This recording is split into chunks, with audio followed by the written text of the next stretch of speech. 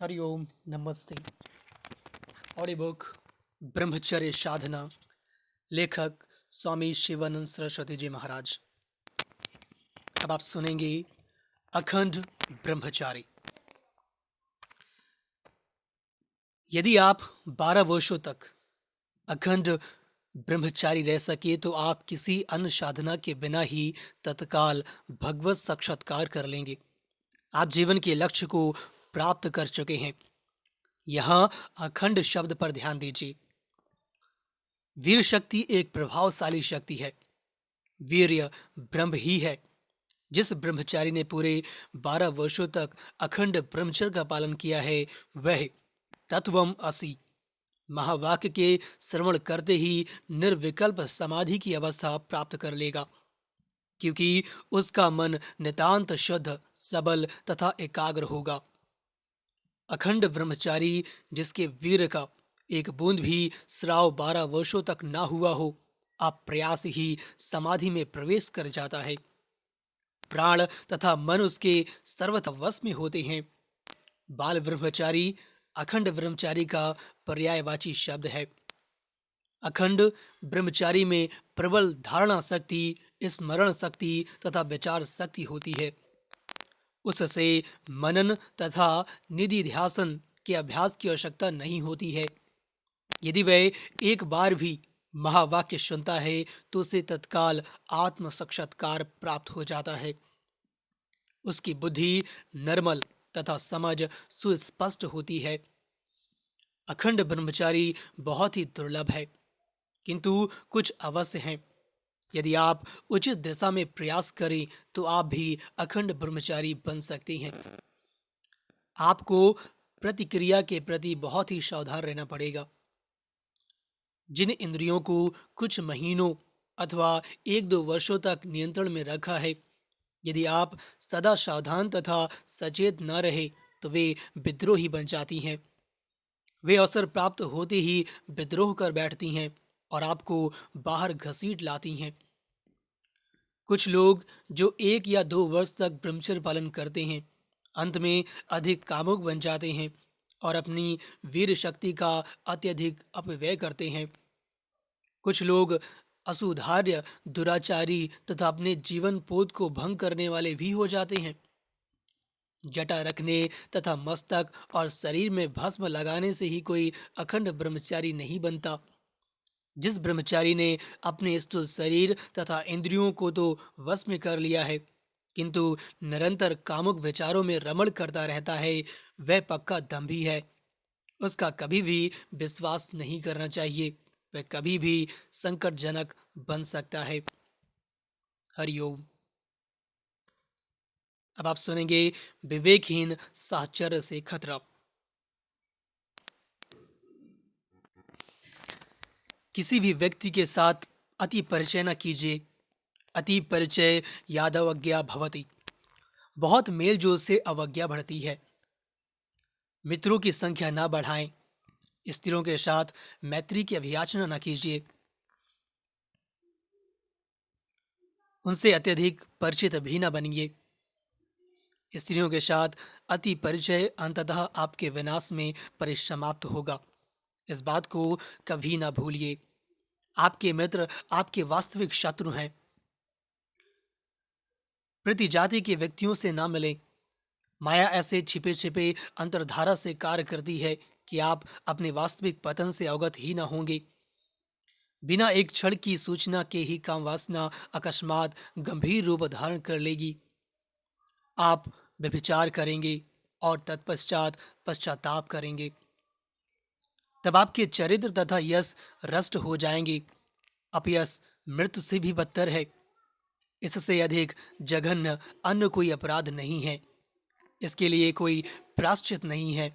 अतः सतर्क रहें, सावधान रहें।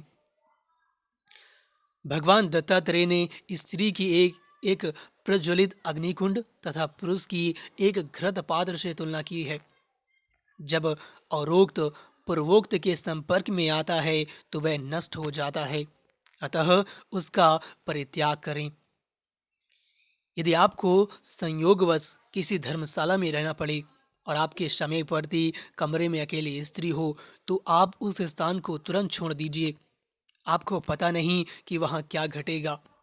आप तप तथा ध्यान के अभ्यास से चाहे कितने भी शक्तिशाली हों, पर खतरे के क्षेत्र को तत्काल छोड़ देना ही सदा उचित है।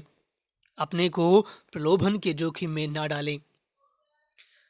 जब आप आध्यात्मिक पद पर प्रारंभिक अवस्था में हों तो अपने आत्मबल तथा पवित्रता की कभी परीक्षा ना करें।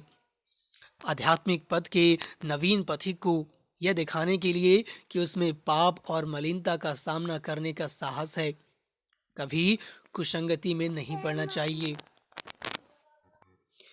यह बड़ी भारी भूल है।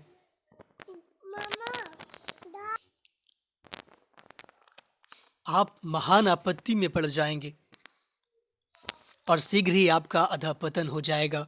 छोटी सी अग्नि को रेत की ढेरी बड़ी आसानी से बुझा सकती है। साधना का आरंभ अवस्था में आपको महिलाओं से बहुत दूर रहना चाहिए। ब्रह्मचर्य के साँचे में पूर्णतः ढल जाने तथा उसमें प्रतिष्ठित होने के पश्चात आप कुछ समय तक महिलाओं के साथ बहुत सावधानी पूर्वक हिल मिलकर अपनी शक्ति की परीक्षा कर सकते हैं।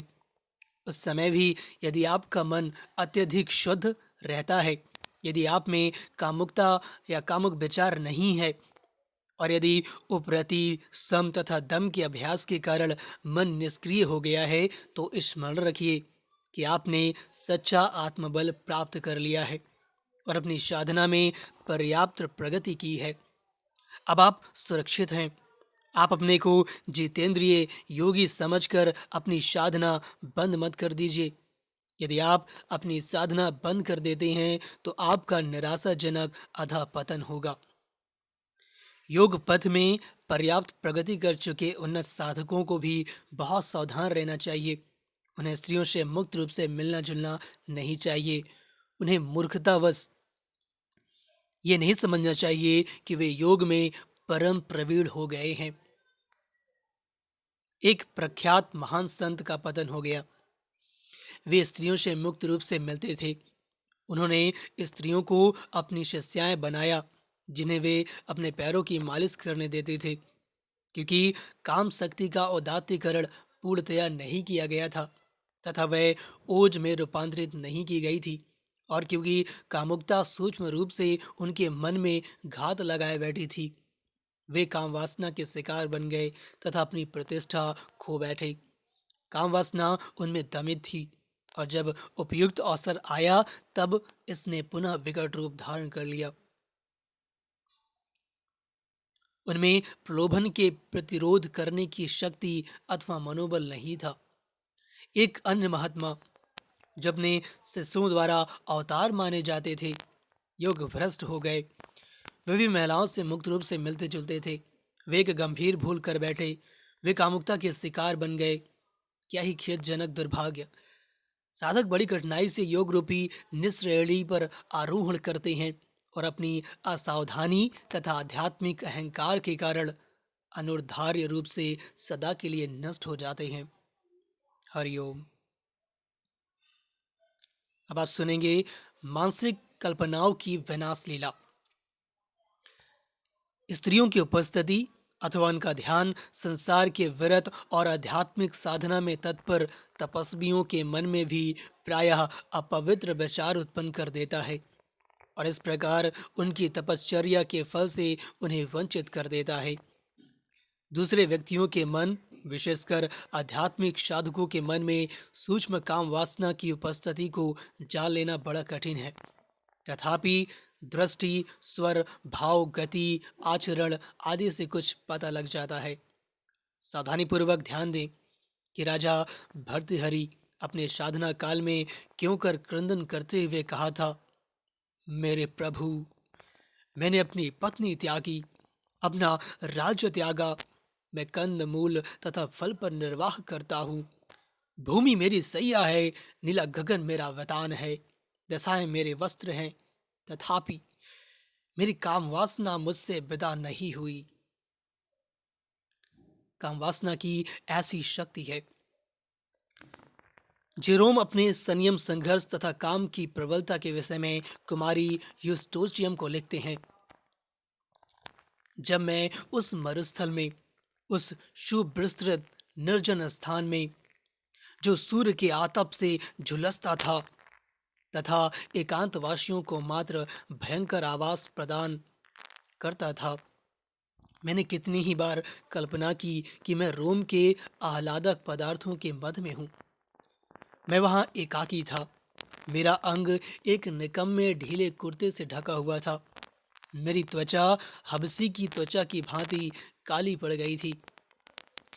प्रतिदिन मैं क्रंदन करता तथा तड़पता था, और यदि मैं इच्छा न रहते हुए भी निद्रा से अभिभूत हो जाता तो मेरा कृश शरीर नंगी भूमि पर पड़ जाता। मैं अपने भोजन तथा पेय के विषय में कुछ नहीं कहता, क्योंकि मरुभूमि में रोगियों को भी शीतल जल के अतिरिक्त अन्य पेय उपलब्ध नहीं होता। अस्तु, मैं जिसने नरक के भय से अपने आप को इस कारावास का दंड दे रखा था तथा जो बिच्छुओं तथा अन्य पशुओं का साथी था, प्रायः लड़कियों की टोली में होने की कल्पना करता था। उपवास से मेरा मुख पीतवड़ हो चला था तथा मेरे शीत शरीर के अंदर मेरा मन वासनाओं से जल रहा था। पहले से मृत प्रतीत होने वाले शरीर में कामाग्नि की ज्वाला धधकती रहती थी। काम की ऐसी शक्ति है। मन संसार का बीज है। मन ही इस संसार की सृष्टि करता है। मन से सर्वथा पृथक कोई संसार नहीं है। सभी पदार्थों के चित्र मन में अंतर्भिष्ट हैं। जब मन पदार्थों को नहीं प्राप्त कर सकता है तो वह इन चित्रों के साथ खिलवाड़ करता है और बड़ी तबाही करता है। यदि आप निरंतर भगवान के चित्र का ध्यान करें तो पदार्थों के चित्र स्वयं नष्ट हो जाएंगे। हरिओम। अब आप सुनेंगे वर्जित फल, भगवान द्वारा आध्यात्मिक साधक की परीक्षा। भगवान साधक के आध्यात्मिक बल की परीक्षा लेने के लिए उसके सम्मुख कुछ प्रलोभन रखते हैं। वे प्रलोभनों पर विजय प्राप्त करने के लिए उसे बल भी प्रदान करते हैं। इस संसार में सर्वाधिक प्रबल प्रलोभन काम है। सभी संतों को प्रलोभनों के मार्ग से होकर गुजरना पड़ा है। प्रलोभन लाभकारी होते हैं। उनसे लोग प्रशिक्षित तथा शक्तिशाली बनते हैं। यहाँ तक कि बुद्ध की भी मानसिक शुद्धता की परीक्षा ली गई थी। उन्हें प्रत्येक प्रकार के प्रलोभनों का सामना करना पड़ा था।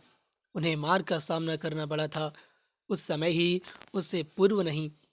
गया में बोधि वृक्ष के नीचे उन्हें बुद्धत्व की प्राप्ति हुई। शैतान ने यीशु को विविध रूपों में प्रलोभन दिया। काम बहुत ही शक्तिशाली है। अनेक साधक परीक्षाओं में असफल रहते हैं। व्यक्ति को बहुत सावधान रहना चाहिए। साधक को बहुत ही उच्च कोटि की मानसिक शुद्धता विकसित करना होगा, तभी वह परीक्षा में टिक सकता है। भगवान साधकों की परीक्षा लेने के लिए उन्हें बहुत ही प्रतिकूल परिस्थितियों में रखेंगे। वे युवतियों द्वारा प्रलोभित किए जाएंगे। नाम तथा यश गृहस्थों को साधकों के निकट संपर्क में लाता है। स्त्रियां उनकी पूजा करना आरंभ कर देती हैं। वे इनकी सस्याएं बन जाती हैं। धीरे धीरे साधकों का घोर पतन होता है। इसके अनेक उदाहरण हैं। साधकों को अपने को छिपा कर रखना चाहिए तथा अति सामान्य व्यक्ति सा प्रतीत होना चाहिए। उन्हें अपने चमत्कार नहीं प्रदर्शित करने चाहिए। यद्यपि ऋषि विश्वामित्र कठोर तपस्या में रत थे, जब वे उनका तप भंग करने के लिए इंद्र के द्वारा प्रेषित स्वर्ग की अप्सरा से मिले तो अपनी दुर्दांत इंद्रियों के कारण आत्मनियंत्रण खो बैठे। यदि पत्ती, वायु तथा जल पर निर्वाह करने वाले विश्वामित्र तथा पराशर काम के शिकार बन गए तो उन संसारिक लोगों की नियति क्या होगी जो मसालेदार भोजन पर निर्वाह कर रहे हैं। यदि वे अपनी काम वासना को नियंत्रित कर सकते हैं तो विंध्याचल सागर में तैरने लगेगा तथा अग्नि अधोमुखी जलेगी। नैसर्गिक काम प्रवृत्ति सर्वाधिक शक्तिशाली है। कम आवेग दुर्जय है। ये मन के अंतर्भौम कक्ष में अपने को छिपाए रख सकता है और जब आप असावधान होंगे उस समय ये आप पर आक्रमण कर बैठेगा। ये दोगुनी शक्ति से आप पर आक्रमण करेगा। विश्वामित्र मेनका के शिकार बने, एक अन्य महान ऋषि रंभा के शिकार बने, जैमिनी एक मिथ्या महिला मासा से उत्तेजित हो उठी, एक प्रभावशाली ऋषि मछली को जोड़ा खाते देखकर उत्तेजित हो उठे थे, एक गृहस्थ साधक अपनी गुरु पत्नी को ही लेकर भागे। अनेक साधक इस गुप्त आवेग से, विश्वासघाती शत्रु से अवगत नहीं हैं। वे समझते हैं कि वे सर्वथा सुरक्षित तथा शुद्ध हैं। जब उनकी परीक्षा ली जाती है तो वे निराशाजनक शिकार बनते हैं। सदा एकाकी रहें, ध्यान करें तथा इस आवेग को मार डालें। अज्ञानी तथा कामुक व्यक्ति के लिए कामनी और कंचन भगवान से अधिक उज्जवल चमकते हैं। माया शक्तिशाली है। आदम एक क्षण असावधान होने के कारण पतित हो गए। हवा ने एक ही कामना के कारण प्रलोभित किया। वर्जित फल मानव नेत्र के सम्मुख तत्काल परिपक्व हो जाता है। एक स्थाणु ज्योतिर्मय देव की भांति दृष्टिगोचर होता है और आपको अपने सम्मुख परम विनम्रता से नतमस्तक होने के लिए प्रेरित करता है। माया तथा उसके जाल से सावधान रहें। स्वर्ण की श्रृंखला दो टुकड़ों में काटी जा सकती है, परंतु माया का कौशे जाल नहीं काटा जा सकता है।